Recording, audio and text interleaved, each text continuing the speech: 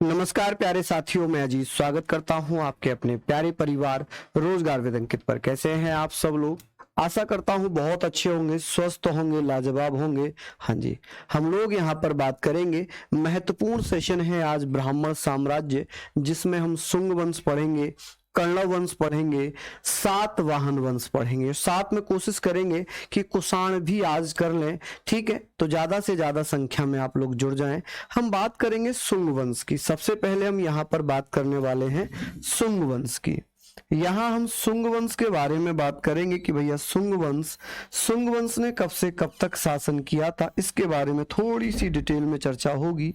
शुंग वंश, देखिए शुंग वंश की बात होगी, शुंग डायनेस्टी के बारे में हम लोग बात करेंगे। तो आप कहेंगे भैया यहाँ पर शुंग वंश, ठीक है जी, शुंग वंश कह लें या शुंग डायनेस्टी कह लें, एक ही बात है। इसने कब से कब तक शासन किया? जब हम बात कर रहे थे कल मौर्य साम्राज्य की, तो मौर्य वंश का जो अंतिम शासक था उसका नाम था बृहद्रथ। और बृहद्रथ की हत्या किसने की थी? बृहद्रथ की हत्या किसने की है? आप लोग कहेंगे भैया बृहद्रथ की हत्या किसके द्वारा की जाती है? तो आप कहेंगे शुंग वंश के शासक पुष्यमित्र शुंग के द्वारा की जाती है। और ये वही पुष्यमित्र शुंग है जिसने शुंग वंश की स्थापना की थी। जिसने क्या किया था? शुंग वंश की स्थापना की थी। अब आप कहेंगे सर ये हम लोग पढ़ेंगे, ये हम लोग यहाँ पर पढ़ेंगे कि ये कब से कब तक रहा है। 185 बीसी से लेकर 185 बीसी से लेकर और ये कब तक रहा है शुंग वंश? आप कहेंगे ये तिथियां अलग अलग हो सकती हैं, अलग अलग इतिहासकारों के द्वारा ये अलग अलग तिथियां बताई गई हैं। तो आप बिल्कुल भी कंफ्यूज मत होना कि सर ये क्या पूछा है, कैसे लिखवाया है। तो मैं आपको बता दूं, कहीं 80 बीसी लिखा हुआ है तो कहीं कुछ और लिखा हुआ है। ठीक है, तो बिल्कुल भी आपको टेंशन नहीं लेना है। चलिए हम लोग बात करते हैं कि सर शुंग वंश का जो संस्थापक था, जो फाउंडर था, उसका नाम क्या है? संस्थापक जो है, संस्थापक फाउंडर कौन होगा? आप कहेंगे सर जो फाउंडर था, जो संस्थापक था, उसका क्या नाम है? फाउंडर का नाम क्या है? तो बृहद्रथ की हत्या कर नए वंश को जन्म दिया। किसको जन्म दिया? तो आप कहेंगे सर किसको जन्म दिया? शुंग वंश को जन्म दिया। संस्थापक कौन है? पुष्यमित्र शुंग। कौन? पुष्यमित्र शुंग। आप कहेंगे पुष्यमित्र शुंग। ठीक है जी, संस्थापक हो जाएगा। अब बात करते हैं पुष्यमित्र शुंग ने मौर्य वंश के अंतिम शासक, मौर्य वंश के अंतिम शासक, अंतिम शासक क्या नाम था? अंतिम शासक का, मौर्य वंश का अंतिम शासक था जिसका नाम है भैया, लास्ट रूलर कौन था? आप कहेंगे लास्ट रूलर कौन था? जिसका नाम है बृहद्रथ। क्या नाम है? बृहद्रथ की हत्या की थी, की हत्या कर, इसकी हत्या कर दी, मर्डर किया, हत्या की और एक नए वंश को जन्म दे दिया, शुंग वंश को। किसको? शुंग वंश को। चलिए ये आप लोग पढ़ेंगे। सिख बेटा मध्यकालीन इतिहास में आएगा। सिख जो है वो मध्यकालीन इतिहास में आएगा शिवम जी। सिख यहाँ पर नहीं, अभी तो प्राचीन इतिहास चल रहा है, और वो भी उसमें आएगा उत्तर मध्यकालीन इतिहास में, जब हम मराठा और सिख पढ़ेंगे। ठीक है, चलिए बहुत बढ़िया, बहुत सिंपल सी चीजें होंगी।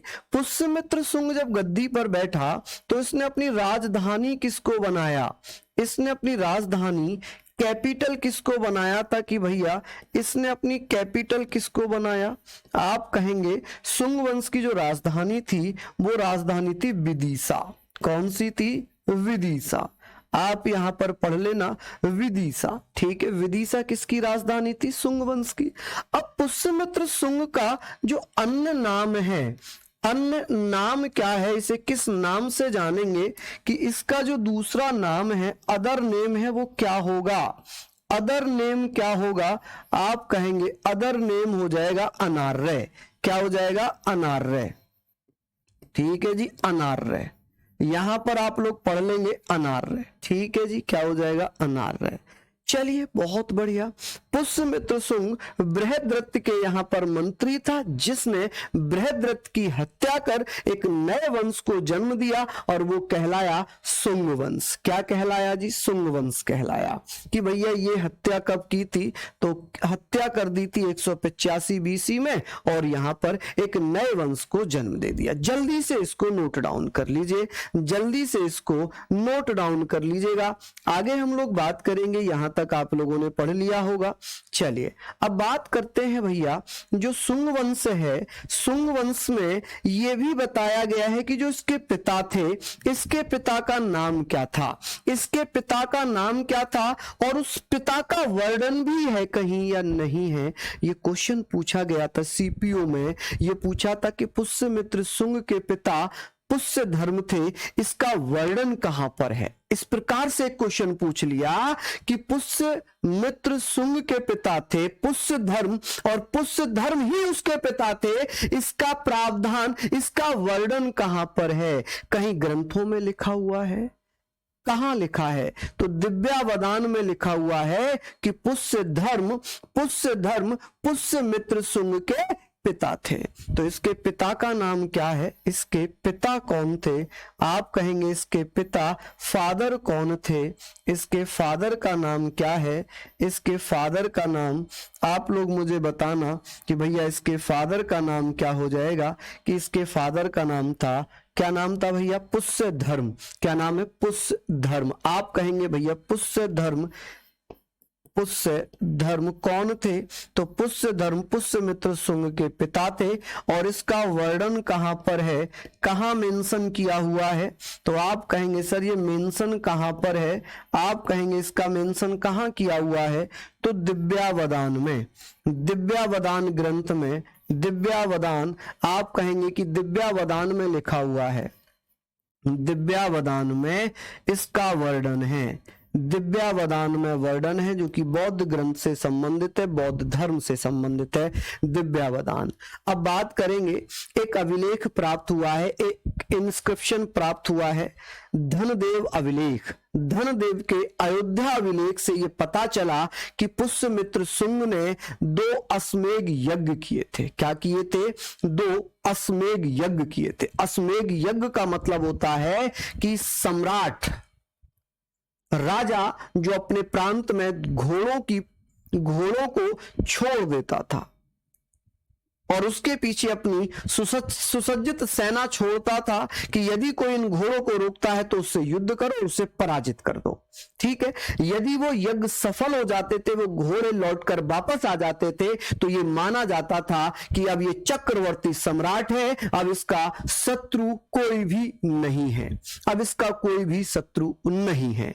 ठीक है जी, तो आप कहेंगे दिव्यावदान में लिखा हुआ है। किसमें? दिव्यावदान में। एक नोट में यहां पर डाल देता हूं, एक नोट में यहां लिख रहा हूं, नोट आप लोग जरूर लिखना। इस नोट में क्या लिखूंगा, ध्यान से पढ़ना। इसमें हम लोग लिखेंगे कि भैया धनदेव के अयोध्या, धनदेव के अयोध्या अभिलेख में, धनदेव के अयोध्या अभिलेख में किसका वर्णन है? अयोध्या अभिलेख, अयोध्या अभिलेख।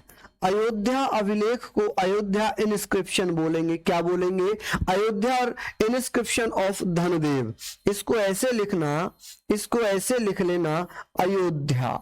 ठीक है जी, क्या लिखेंगे? अयोध्या इनस्क्रिप्शन, इनस्क्रिप्शन ऑफ धनदेव, धनदेव। चलिए यहां पर हम लोग बात कर रहे हैं, इन सारी चीजों को आप लोग लिखना कि भैया इसमें क्या बताया है, इसमें क्या बताया गया है। तो इसमें यह बताया है कि पुष्यमित्र शुंग ने 2 अश्वमेध यज्ञ किए थे। कि भैया किसने? पुष्यमित्र शुंग ने 2 अश्वमेध यज्ञ किए थे। पुष्यमित्र शुंग ने क्या किया है? शुंग ने 2 अश्वमेध यज्ञ किए थे। अश्वमेध यज्ञ, अश्वमेध यज्ञ किए थे, पूजा पाठ की है, अश्वमेध यज्ञ किए हैं। कितने? 2 अश्वमेध यज्ञ किए हैं। ये कहां पर पता चला? ये कहां पर पता चला कि पुष्यमित्र शुंग ने 2 अश्वमेध यज्ञ किए थे, यज्ञ किए। इसका वर्णन कहां पर है? तो आप कहेंगे अयोध्या इंस्क्रिप्शन ऑफ धनदेव। चलिए, ये भी इंपॉर्टेंट है। सर मेरे एसएससी जीडी में पिछली बार मेरिट में 45 प्लस हैं, मैं रनिंग कर रहा हूं, क्लास नहीं ले पा रहा हूं एसएससी सीपीओ की, क्या करूं? देखिए भैया, 4 बजे थोड़ी रनिंग होती है, 4 बजे रनिंग करते हैं क्या? हो सकता है आप बाद में देख लेना, इसको कोई दिक्कत वाली बात नहीं है, बाद में देख लेना।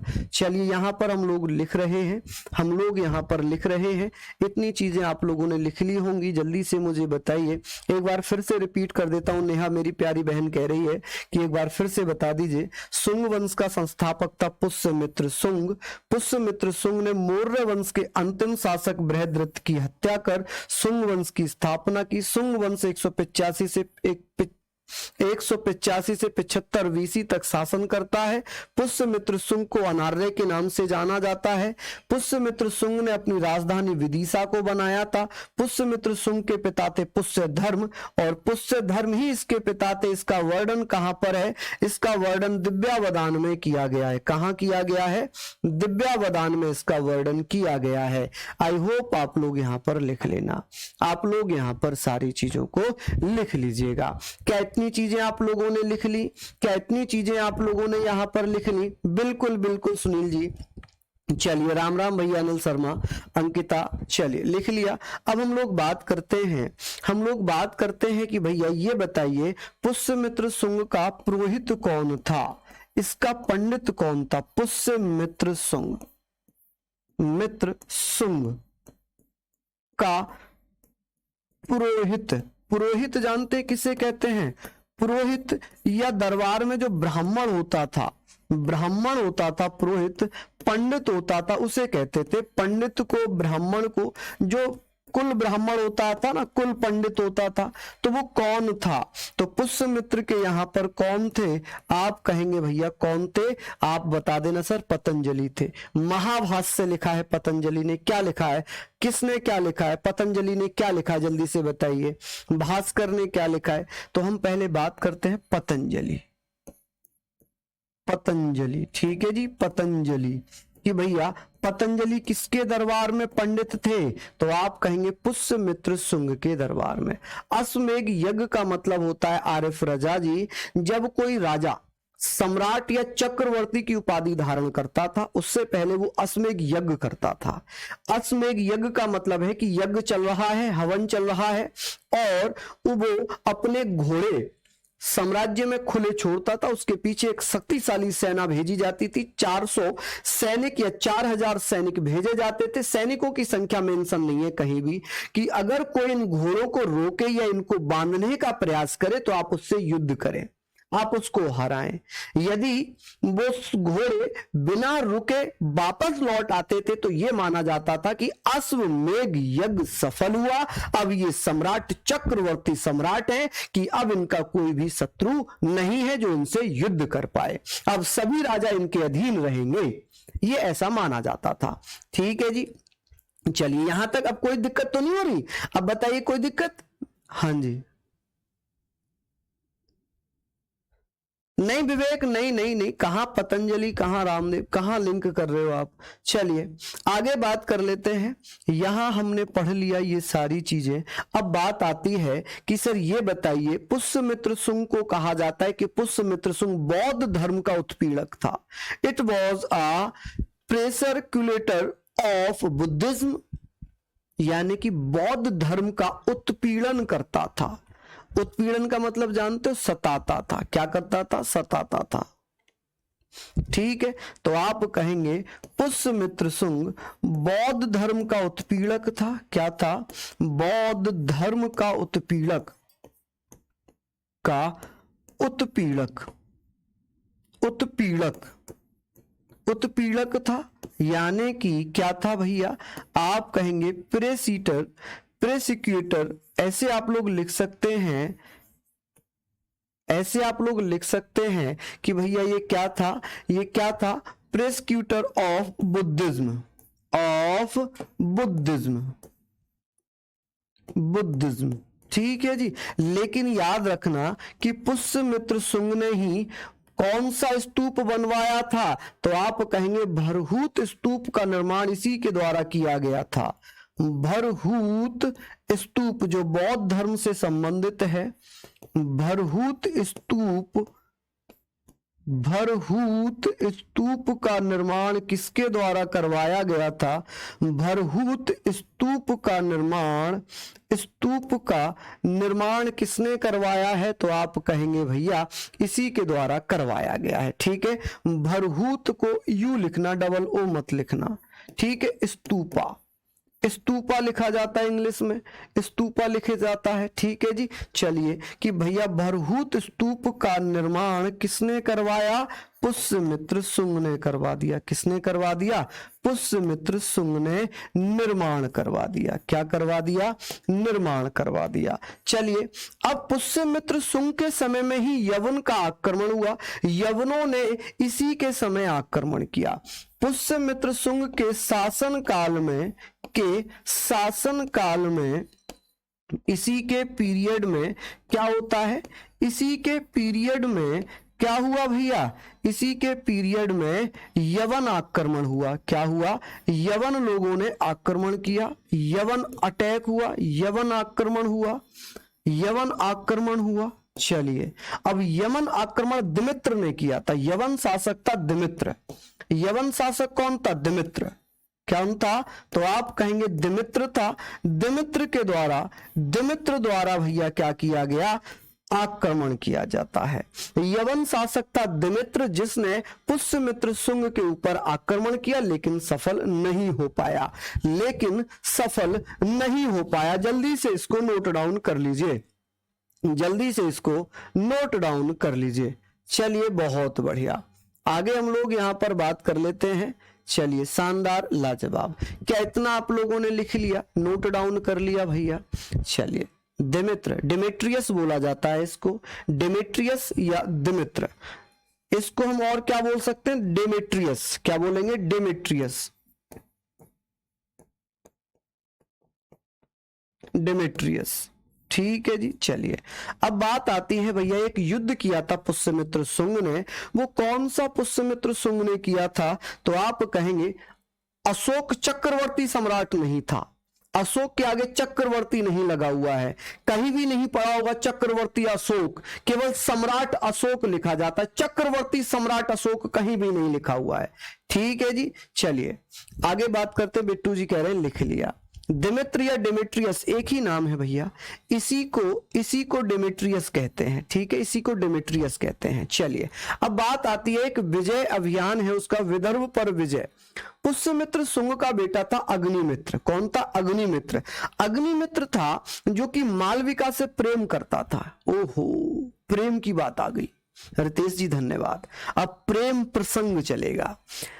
एक भैया, एक विदर्भ प्रांत पड़ता था, विदर्भ जो वरार में पड़ता है, वर्तमान के वरार में विदर्भ प्रांत था। तो पुष्यमित्र शुंग के आदेश पर उसके बेटे अग्निमित्र ने विदर्भ पर हमला कर दिया, और विदर्भ के शासक थे यज्ञसेन। कौन थे? यज्ञसेन। यज्ञसेन की बहन हुआ करती थी मालविका।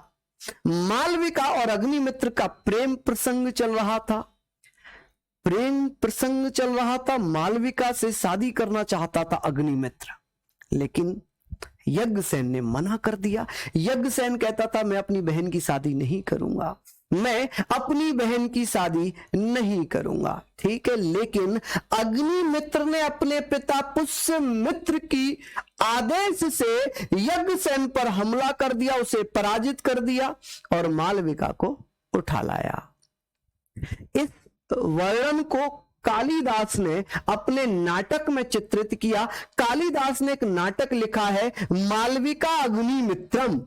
मालविका अग्निमित्रम में मालविका और अग्निमित्र की प्रेम कहानी का जिक्र है। किसका? प्रेम कहानी का जिक्र है, ठीक है। तो आप ध्यान रखना कि भैया पुष्यमित्र शुंग का इसका एक बेटा है, एक पुत्र है, पुत्र, सन है इसका एक, सन, इसके सन का नाम क्या है? आप कहेंगे इसके बेटे का नाम क्या है? इसके बेटे का नाम है अग्निमित्र। क्या नाम है? अग्निमित्र। अग्निमित्र ने क्या किया? अग्निमित्र ने विदर्भ पर हमला कर दिया। किस पर? विदर्भ। विदर्भ यानी कि वरार। कहां पड़ता है जी? बरार। बरार पर आक्रमण कर दिया। क्या कर दिया जी? आक्रमण कर दिया। रीजन मैंने बता ही दिया, आक्रमण किया, अटैक किया। अब यहाँ के जो शासक थे, विदर्भ के शासक थे यज्ञसेन। क्या नाम था इनके शासक का? यज्ञसेन शासक थे। विदर्भ के शासक कौन थे? रूलर कौन थे? किंग कौन थे? आप कहेंगे भैया कौन थे? यज्ञसेन थे। और यज्ञसेन की बहन हुआ करती थी, यज्ञसेन की बहन हुआ करती थी मालविका। कौन हुआ करती थी? मालविका। आप कहेंगे मालविका, और मालविका से प्रेम कौन करता था? मालविका से प्रेम करता था अग्निमित्र। ठीक है, प्रेम अग्निमित्र करता था। कौन करता था जी? अग्निमित्र करता था। ठीक है जी, मालविका से प्रेम अग्निमित्र करता था और इसीलिए इसने हमला कर दिया। और इसके प्रेम प्रसंग का वर्णन, इस प्रेम प्रसंग का वर्णन कहां पर है? इसका वर्णन, इस प्रेम प्रसंग का जो वर्णन है वो कालिदास ने किया है। किसने किया है? कालिदास, जो चंद्रगुप्त मौर्य के दरबार में थे कालिदास। कालिदास ने मालविका अग्निमित्रम लिखा है। क्या लिखा है? मालविका। आप कहेंगे मालविका अग्निमित्रम, मालविका अग्निमित्रम। ठीक है जी, मालविका अग्निमित्रम में क्या किया है? मेंशन किया है, वर्णन किया है। क्या किया है जी? मेंशन किया है, यानी कि वर्णन किया है। ये भी आप लोग लिख लीजिए। ठीक है, यहां तक आप लोग लिख लेंगे। चलिए अब बात कर लेते हैं, ये पूरी प्रेम कहानी हमने पढ़ ली कि ये बताइए कि पुष्यमित्र सुंग, जिस सुंग वंश का शासक था, सुंग वंश का अंतिम शासक कौन था? लास्ट रूलर कौन था? देवहूति था, जिसकी हत्या वसुदेव ने की। और वसुदेव ने कर्ण वंश की स्थापना कर दी। किसकी स्थापना कर दी? कर्ण वंश की स्थापना कर दी। चलिए जल्दी से लिख लीजिए, जल्दी से इसको लिख लीजिए भैया। बहुत बढ़िया, शानदार। यहां पर हम लोगों ने लिख लिया होगा। चलिए बहुत बढ़िया जी, शानदार। चलिए बहुत बढ़िया लिख लिया आप लोगों ने यहां पर। हाँ जी, प्रेस कर दिया मैंने, क्या कर दिया? चलिए लिख लीजिए। चलिए बहुत बढ़िया, सांजा। पतंजलि मौर्य वंश से संबंधित थे भैया। पुष्यमित्र सुंग के दरबार में थे पतंजलि, और मौर्य वंश का अंतिम शासक था बृहद्रथ था। ठीक है, चलिए जब राजा बनेगा तो जाहिर सी बात है पतंजलि इसके यहां पर आ जाएंगे। अब बात करते हैं कि भैया सुंग वंश का अंतिम शासक कौन था? सुंग वंश का अंतिम शासक कौन था? अंतिम शासक कौन है? अंतिम शासक कौन है? आप कहेंगे लास्ट रूलर ऑफ सुंग डायनेस्टी या लाइनेज। आप कहेंगे भैया कौन था? वसुदेव था या देवभूति था? आप कहेंगे भैया देवभूति था। कौन था जी? देवभूति था। ठीक है जी, तो यहां पर हम बात करेंगे देवभूति। देवभूति को ही देवहूति लिखा जाता है। क्या लिखते हैं? देवहूति लिखा जाता है, तो कंफ्यूज मत होना। देवहूति था। और इसकी हत्या किसने की थी? इसकी हत्या या मर्डर किसने किया था? तो इसका मर्डर किया था भैया किसने? वसुदेव ने। किसने किया था? वसुदेव ने इसका हत्या कर दी। वसुदेव ने, किसने? वसुदेव ने हत्या कर दी। और वसुदेव ने ही एक नए वंश को जन्म दिया, कर्ण वंश कहलाया। ब्राह्मण साम्राज्य में 3 वंश हम पढ़ेंगे। सुंग वंश हमने पढ़ लिया, सुंग वंश हमने पढ़ लिया। अब हम चल रहे हैं कर्ण वंश के तरफ। अच्छा, प्रेस प्रसंग कर दिया क्या मैंने? प्रेम प्रसंग है ये क्या है जी? तो आप कहेंगे भैया ये क्या हो जाएगा? प्रेम प्रसंग हो जाएगा। हाँ जी, ये क्या हो जाएगा जी? प्रेम प्रसंग, प्रेम प्रसंग। चलिए आगे बात कर लेते हैं हम। यहाँ हम लोग बात कर रहे थे, अब बात करेंगे भैया कर्णव वंश की। किसकी? कर्णव वंश कि भैया कर्णव वंश जो है ये कब से कब तक शासन करेगा? कर्णव वंश भैया 75 से लेकर 30 ईसा पूर्व तक 75 बीसी से लेकर 30 बीसी तक ये शासन करेगा। ठीक है, कर्णव वंश। अब बात करते कर्णव वंश का संस्थापक कौन था, कि कर्णव वंश का संस्थापक कौन है? जल्दी से बताइए भैया, कर्णव वंश का संस्थापक कौन होगा? आप कहेंगे वसुदेव है। फाउंडर कौन होगा? फाउंडर कौन होगा? आप कहेंगे फाउंडर है वसुदेव। कौन है? वसुदेव। तो ये सारी चीजें आप लोग लिख लेंगे, वसुदेव। ठीक है जी, वसुदेव ने कर्णव वंश की स्थापना कर दी। ठीक है जी, कौन? कर्णव वंश की स्थापना कर देता है। अब इसका जो वर्णन है वो किसमें? हर्षचरित में इसका वर्णन है। ठीक है जी, कि इसका जो मेंशन किया गया है कि इसने इसकी हत्या की थी, इसका वर्णन किसमें किया गया है कि भैया किसमें इसका वर्णन है? तो आप कहेंगे डिस्क्रिप्शन किसमें दिया हुआ है? तो कहां पर डिस्क्रिप्शन दिया हुआ है? डिस्क्रिप्शन कहां पर है? मेंशन कहां किया गया है? आप कहेंगे हर्षचरित में। हर्षचरित में। और हर्षचरित किसके द्वारा लिखी गई है? हर्षचरित को बाण भट्ट ने लिखा है। किसने लिखा है? बाण भट्ट द्वारा लिखा गया है। बाण भट्ट द्वारा लिखा गया। ठीक है, द्वारा लिखा गया है। लिखा गया है। ठीक है, लिखा गया है। यहां तक आप लोग पढ़ना।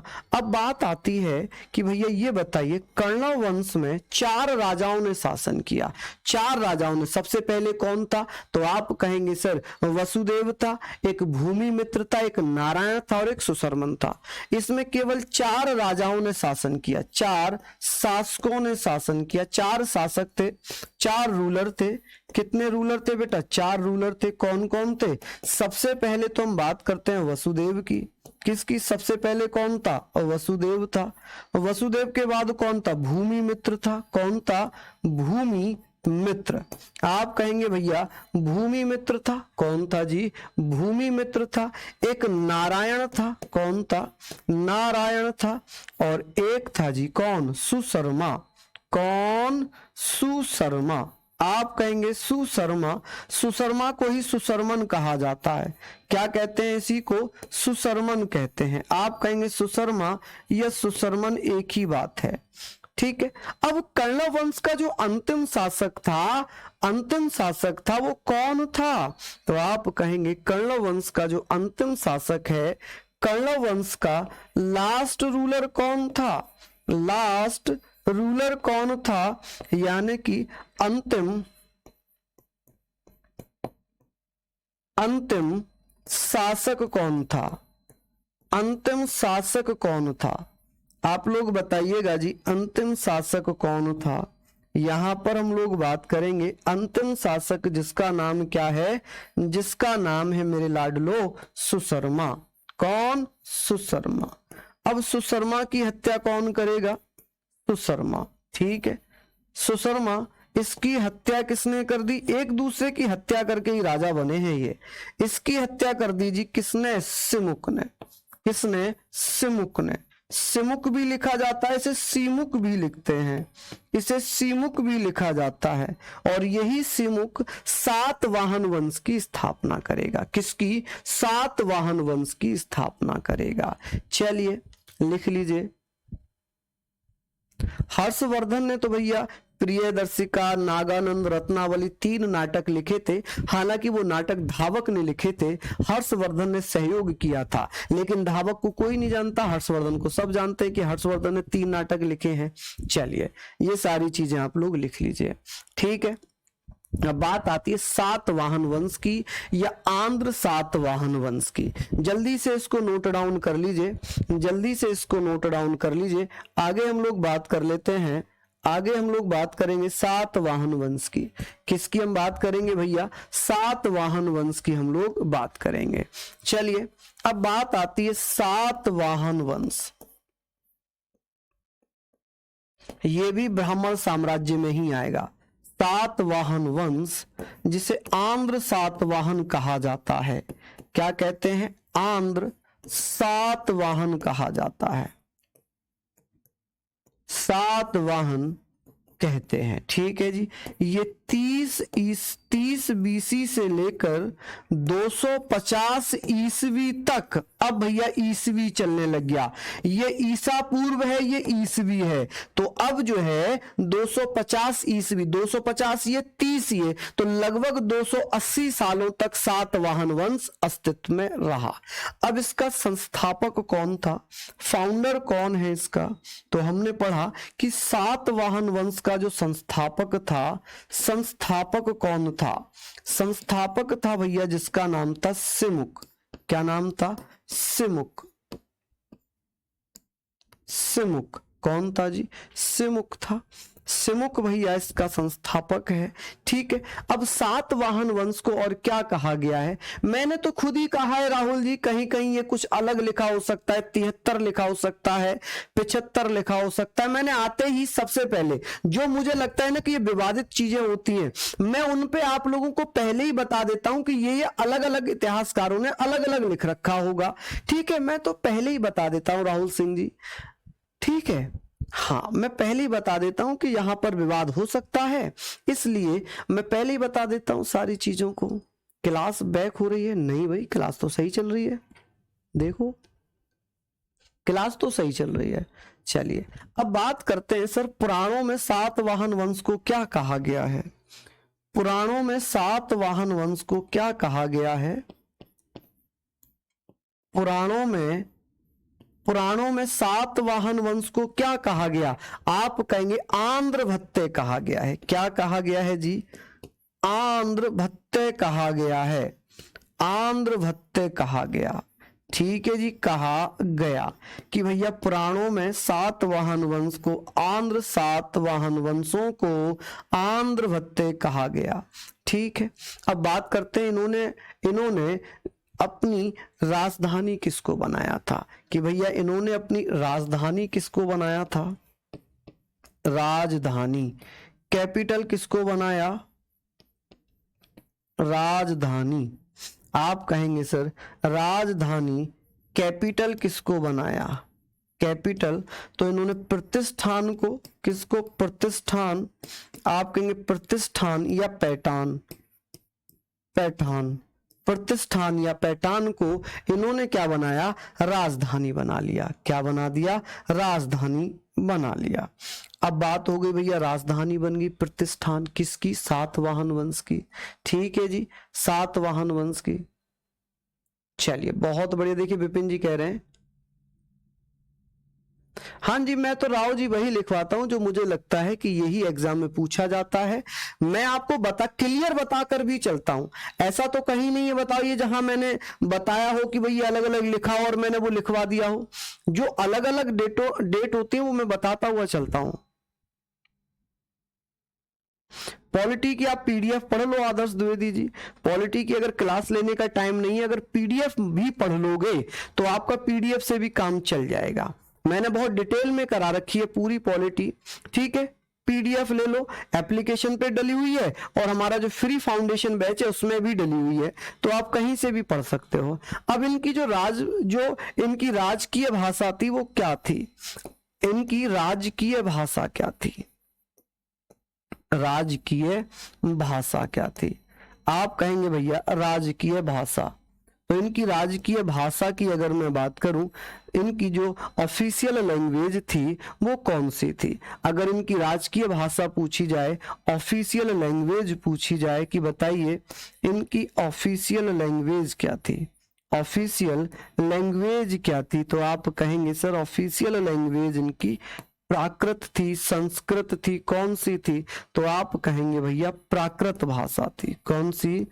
प्राकृत भाषा थी। ठीक है जी, कि ऑफिशियल लैंग्वेज सातवाहन वंशों की प्राकृत भाषा थी। चलिए यहाँ पर आप लोग सारी चीजें लिख लें। मयंक कुमार जी धन्यवाद। हाँ जी, आगे बात करते हैं, आगे बात करते हैं कि भैया इनकी लिपि कौन सी है, इनकी लिपि कौन सी है? लिपि आप कहेंगे इनकी लिपि स्क्रिप्ट कौन सी है? तो स्क्रिप्ट के बारे में बात करेंगे, आप कहेंगे सर स्क्रिप्ट। स्क्रिप्ट कौन सी थी? तो देवनागरी इनकी स्क्रिप्ट थी। क्या ब्राह्मी स्क्रिप्ट थी? आप कहेंगे सर ब्राह्मी। याद रखना कि प्राकृत भाषा में जो लिपि लिखी जाती थी वो ब्राह्मी लिपि ली जाती थी। कौन सी? ब्राह्मी लिपि ली थी। ठीक है, हाँ ये एनटीपीसी में सब में चल जाएगा, सब में चल जाएगा। ठीक है बिट्टू जी, हाँ जी। चलिए बहुत शानदार, इतना आप लोगों ने लिख लिया होगा, इतनी चीजें आप लोगों ने लिख ली होंगी। हम लोग यहाँ पर बात कर रहे हैं सारी चीजों पर, तो किसी को कोई दिक्कत तो नहीं है? चलिए बताइए। विपिन जी कह रहे हैं सर मेरा संदेह दूर करिए, इस वैसे जीएस से आरपीएफ अगर दिल से पढ़ेंगे, history, polity, economics, geography, static GK, यहीं से कवर हो जाएगा, यहीं से कवर हो जाएगा। श्याम सुंदर जी धन्यवाद।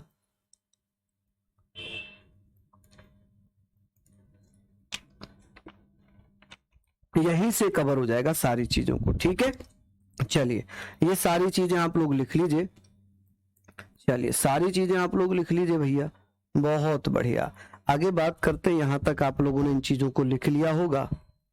चलिए लिख लिया, चलिए बहुत बढ़िया जी, बहुत शानदार। अब हम बात करते हैं, भैया लिख लिया। अब सबसे प्रमुख शासक कौन था? प्रमुख शासक कौन था सातवाहन वंश का? प्रमुख शासक, मेन रूलर कौन था? शासक जिसे कहा जाता है कि भैया प्रमुख शासक कौन था, मेजर रूलर कौन था? तो आप कहेंगे भैया जो मेजर रूलर था उसका नाम क्या है? सातकर्णी प्रथम। क्या नाम था उसका? सातकर्णी प्रथम। सातकर्णी प्रथम, सातकर्णी प्रथम सबसे प्रतापी राजा माना गया है, सबसे प्रमुख राजा माना गया है। ठीक है जी, सातवाहन वंश का पहला यशस्वी शासक भी यही था। यशस्वी शासक, प्रतापी शासक, योद्धा शासक। ठीक है जी, तो ये सारी चीजें लिख लेंगे। हम लोग बात करते हैं, चलिए अब बात करते हैं सर सातकर्णी प्रथम ने क्या किया था? ये प्रथम, इस वंश का प्रथम यशस्वी शासक था जिसने 2 अश्वमेध यज्ञ, एक राजस्व यज्ञ किया है। इसने क्या किया? 2 अश्वमेध यज्ञ किए, 2 अश्वमेध यज्ञ किए, 2 अश्वमेध यज्ञ किए एवं 2 अश्वमेध यज्ञ एवं एक राजस्व यज्ञ किया। कौन सा? राजस्व। आप कहेंगे सर इसने 2 अश्वमेध यज्ञ किए थे, एक राजस्व यज्ञ किया था, या राजस्व यज्ञ किया था? यज्ञ किए। ठीक है जी, यज्ञ किए। चलिए तो आप कहेंगे 2 अश्वमेध यज्ञ, एक राजस्व यज्ञ किए। चलिए यहां पर हम लोग बात करते हैं, थोड़ा सा आगे चलेंगे। चलिए जल्दी जल्दी से बताइए, जल्दी जल्दी से सारी चीजों को नोट डाउन कर लीजिएगा। अब बात करते हैं भैया, इसने, हाँ जी, इसने भैया क्या किया था?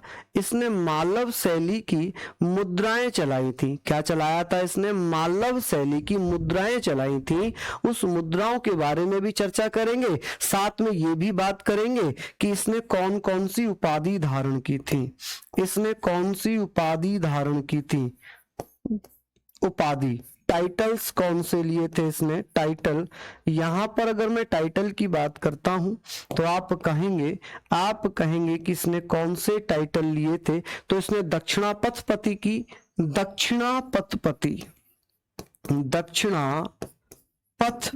की उपाधि धारण कर ली। और इसने कौन सी? अप्रतिहत चक्र की उपाधि धारण कर ली। यहां पर लिख देता हूं अप्रतिहत चक्र की उपाधि धारण कर ली। ठीक है, अब इसने क्या किया? इसने कौन सी शैली की मुद्राएं चलाई थी? तो इसने कौन सी शैली की मुद्राएं चलाई थी, तो आप कहेंगे कि सातकर्णी प्रथम ने मालव शैली की गोल मुद्राएं चलाई थी। क्या चलाया था इसने? मालव शैली की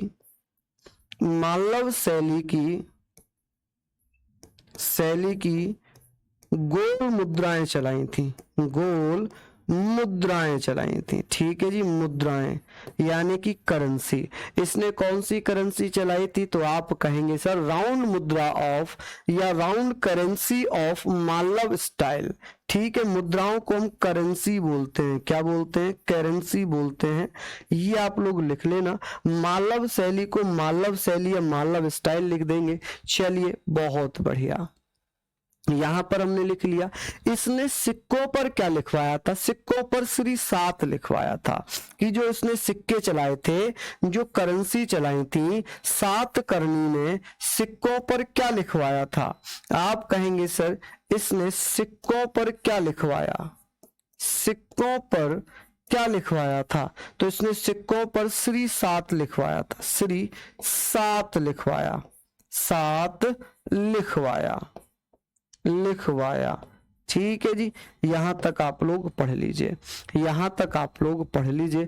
जल्दी जल्दी से मुझे बताइए, नोट डाउन जरूर कर रहे। नोट करने के बाद थम जरूर कर देना कि आप लोगों ने ये लिख लिया है या नहीं लिखा है। चलिए जल्दी जल्दी से बता दीजिए भैया।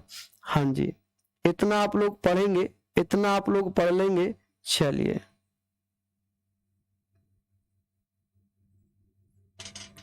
लिख लिया? बताइए जल्दी से।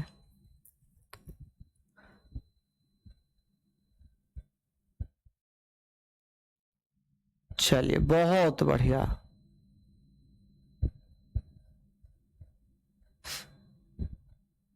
राजा विक्रमादित्य तो चक्रवर्ती थे ना? अरे चक्रवर्ती नहीं थे ये लोग। विक्रमादित्य की उपाधि अलग होती, चक्रवर्ती की उपाधि अलग होती। आप क्यों उसमें फंस गए हो? आप एक शब्द के पीछे क्यों इतना फंस गए हो? ये थोड़ी पूछा जाएगा कौन सा राजा चक्रवर्ती था या नहीं था। ऐसे कभी नहीं आता है। हाँ जी, कभी नहीं आता है ऐसे माय डियर। चलिए, लिख लिया होगा आप लोगों ने। अब हम बात करते हैं, यहां तक आपने लिख लिया। चलिए, बहुत शानदार, लाजवाब, बहुत बढ़िया। जल्दी से बताइए।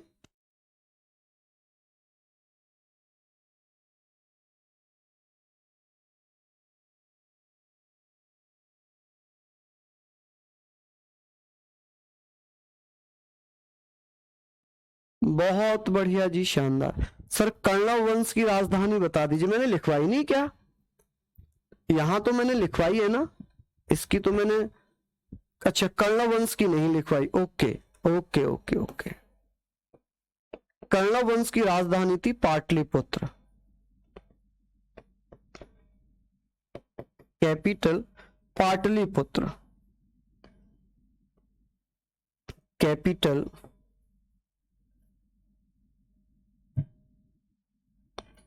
पाटलिपुत्र।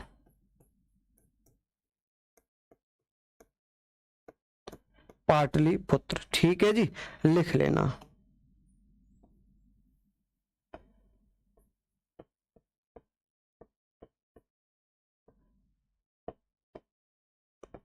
पाटलिपुत्र। चलिए, बहुत बढ़िया, शानदार। यहां पर आप लोग लिखेंगे।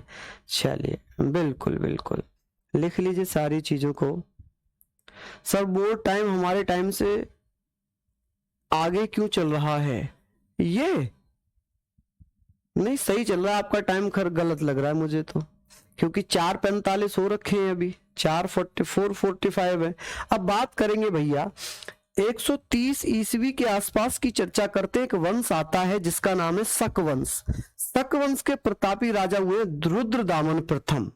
रुद्रदामन प्रथम को संस्कृति का प्रेमी कहा जाता है। जो संस्कृति भाषा थी उसका प्रेमी कहा जाता है।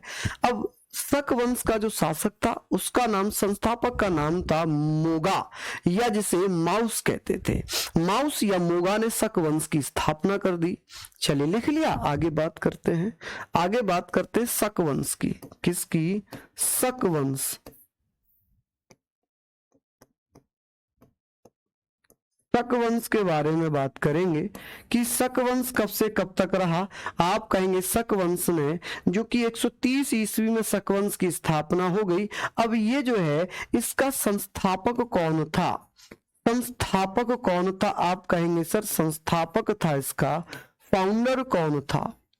फाउंडर, तो आप लोग ये जरूर लिखना कि भैया इसका फाउंडर कौन था। इसका फाउंडर था मेरे लाडलो कौन, बताइए। तो आप कहेंगे भैया इसका संस्थापक था मोगा। मोगा, और मोगा को और किस नाम से जानते थे? इसे माउस कहते थे। इसे क्या कहते थे? माउस। मोगा या माउस कहते थे, ठीक है। मोगा या माउस कहा जाता था। क्या कहा जाता था? माउस। मोगा या माउस कहा जाता था, ठीक है जी। चलिए अब हम लोग बात करते हैं कि सर ये बताइए, यहां पर अगर मैं बात करूं कि सर ये बताएं प्रमुख शासक कौन था? प्रमुख शासक, शासक, प्रमुख शासक, मेजर शासक, मेजर रूलर। आप कह सकते हैं सर मेजर रूलर था जिसका नाम था रुद्रदामन प्रथम। क्या नाम था जी? रुद्रदामन प्रथम।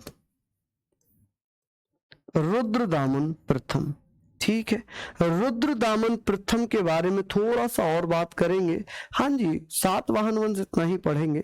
चलिए सर आप मेरा गुस्सा नहीं जानते, मेरे से सब, ये कोई बच्चा है ये कह रहा है सर आप मेरा गुस्सा नहीं जानते। यहां पर सब डरते हैं मुझसे, ये कहना चाह रहे होंगे। हो सकता है भाई आप डॉन होंगे, हो सकता है आप खतरनाक व्यक्ति होंगे, तो उसका मैं क्या करूं? मुझे क्या करना है भाई इस चीज से? मैं तो यहाँ पढ़ा रहा हूं, मुझे क्या करना पड़ेगा बताओ। तो आप ये चाहते हो कि मैं कप कपाऊं? मैं डर गया, मेरे हाथ पैर कप कपा गए, ये चाह रहे थे? चलिए बहुत शानदार। तो यहाँ पर हम सारी चीजों को लिख रहे हैं, सारी चीजों को हम लोग लिख रहे हैं। अब आगे बात कर लेते हैं कि सर रुद्रदामन प्रथम ने ही सुदर्शन झील का निर्माण कराया था। किसका? सुदर्शन झील का मरम्मत करवाई थी। निर्माण तो भैया चंद्रगुप्त मौर्य के समय में हुआ था। इन्होंने सुदर्शन झील का, सुदर्शन झील, सुदर्शन झील, सुदर्शन झील की मरम्मत करवाई थी। मरम्मत मतलब मरम्मत, मरम्मत करवाई थी, उसको रिपेयर करवाया था। क्या करवाया था जी? रिपेयर करवाया था। क्या करवाया था? तो आप कहेंगे रिपेयर्ड करवाया था कि भैया क्या करवाया था? रिपेयर्ड करवाया था, ठीक है जी। तो आप यहां पर लिख लेना रिपेयर्ड करवाया था, रिपेयर्ड करवाया था, ठीक है। इससे आगे हम थोड़ा सा कल पढ़ लेंगे। कल हम शक वंश, कुषाण वंश के बारे में बात करेंगे और मैं डिटेल में लेकर चलूंगा, कुछ भी स्किप नहीं करूंगा, ठीक है। तो कल तो हाँ आपकी क्लास होगी नहीं, हाँ मैं कल आपकी क्लास नहीं होगी क्योंकि कल मुझे एक बाहर जाना है, हमारे यहाँ एक शादी है, तो मुझे मुरादाबाद जाना है। तो मैं माफ़ी चाहता हूँ, आज आपकी क्लास है, मिलते हैं मंडे में, क्योंकि कल आपकी क्लास होगी नहीं, सैटरडे में होती नहीं है। चलिए तो बहुत बहुत धन्यवाद, नमस्कार, जय हिंद, जय भारत।